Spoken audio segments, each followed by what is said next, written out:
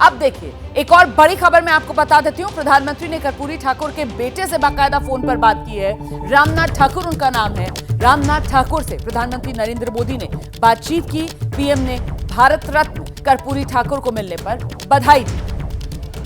हमारे साथ रामनाथ ठाकुर हैं, जदयू के सांसद हैं। सर, कर्पूरी ठाकुर की आज 100वीं जयंती है, आप उनके लड़के हैं, भारत रत्न दिया जा रहा है, कितना खुश हैं आप?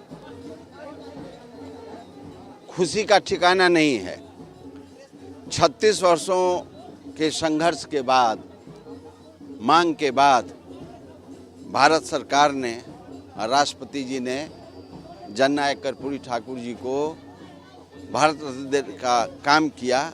मैं अपनी तरफ से, ग्रामवासियों की तरफ से, पूरे बिहार के वासियों की तरफ से और जननायक कर्पूरी ठाकुर के सुख और दुख में साथ देने वाले पूरे इंडिया की तरफ से हम उन्हें बधाई देते हैं और अपनी तरफ से कृतज्ञता ज्ञापित करते हैं। आज उनकी जयंती भी है, तो क्या क्या कार्यक्रम रहने वाला है आज समस्तीपुर में? आज मुख्यमंत्री जी आएंगे, माल्यार्पण करेंगे, किताब का विमोचन करेंगे और उसके बाद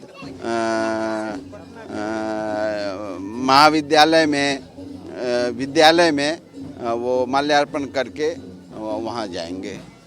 इतने लोकप्रिय थे कि उनको जननायक कहा जाता है। 1988 में निधन हुआ। आज भी अति पिछड़ी जातियों में, पिछड़े वर्ग में बहुत लोकप्रिय है। निश्चित रूप से असहाय लोगों के लिए, पीड़ित लोगों के लिए, जिसके साथ अन्याय होता था, न्याय दिलाने के लिए वो संघर्षरत रहे, इसलिए उनको जननायक की उपाधि दी गई और भारत सरकार ने उनको भारत रत्न देने का काम किया। बिहार में 5वां आदमी हैं जिनको भारत रत्न मिला है। अच्छा, मोदी सरकार दे रही है, तो पीएम मोदी से क्या कहना चाहेंगे? यूपीए की भी सरकार। मैं उनसे बातचीत हो गई है, उनको मैं बधाई दे चुका हूँ, कृतज्ञता ज्ञापित कर चुका हूँ। लेकिन सर, इस साल लोकसभा चुनाव भी, तो क्या कुछ सियासी लाभ लेने की भी कोशिश? अब उस चीज में नहीं जाना है। हमारी मांग थी, मांग की पूरा कर दिया जाएगा। अब तो जनता पर है कि जनता क्या करती है। पटना में भी कार्यक्रम हो रहा, आरजेडी की तरफ से, जेडीयू की तरफ से, बीजेपी की तरफ से, सभी दलों की तरफ से जननायक कर्पूरी ठाकुर जी का जन्मदिन मनाया जाता है। अच्छी बात है कि बाद में पहले एक दल मनाता था, अब सभी दल मना रहे हैं। इसका मतलब उनकी नीति और सिद्धांत, आदर्श जलाए हुए मसाल पर अब सबको विश्वास हो रहा है, इसलिए सभी लोग उनका जन्मदिन बनाने का काम। सामाजिक न्याय की अलग जगाने वाले नेता के रूप में याद किए जाते हैं, कुछ बताइए उनके बारे में, आपकी कुछ यादें? वो 1967 में जब पहली बार उप मुख्यमंत्री बने थे, शिक्षा मंत्री बने थे, वित्त मंत्री बने थे, तो अंग्रेजी हटाने का काम किया था। अलाभ कर जोतों पर 5 एकड़ जमीन पर मुआवजा माफ करने का काम किया था। घाट खेबा समाप्त करने का काम किया था। उर्दू को द्वितीय राजभाषा बनाने का काम किया था। सर, 10th तक जो है पढ़ाई वो मुफ्त किए।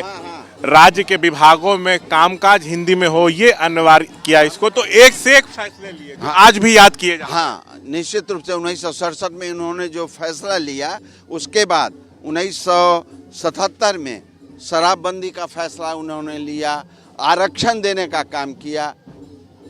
ये फैसला। बिहार में लोकसभा चुनाव है, तो थोड़ा सियासी बातें भी होंगी।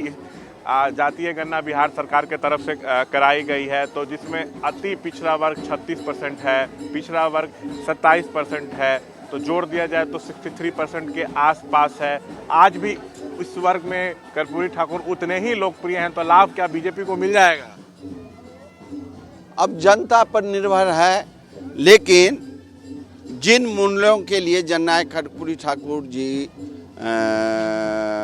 आगे बढ़े थे, उन मूल्यों की पूर्ति भारत दे करके भारत सरकार ने अच्छा काम किया। 88 में निधन हुआ, तब से कई सरकारें आई गई, लेकिन किसी ने नहीं दिया मोदी सरकार। वो समय की मांग है। जब कुछ काम होना रहता है तो समय पर होता है। ठीक।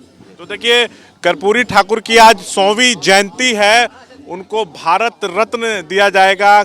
मरणोपरांत केंद्र सरकार के तरफ से ये ऐलान किया गया है। हम समस्तीपुर में हैं, यहाँ पे नीतीश कुमार भी स्मृति भवन में आने वाले हैं। कर्पूरी ग्राम में, ये कर्पूरी ठाकुर का गांव है कर्पूरी ग्राम, तो नीतीश आएंगे, यहाँ पे पुस्तक का जो है वो विमोचन करेंगे। उसके बाद कर्पूरी ठाकुर की प्रतिमा पे माल्यार्पण भी करेंगे। पूरे मामले पर हम बात कर रहे थे रामनाथ ठाकुर से, जो कर्पूरी ठाकुर के बेटे हैं और जदयू के सांसद भी हैं। कैमरा पर्सन विशाल राय के साथ श्याम कुमार, एबीपी न्यूज़ पटना।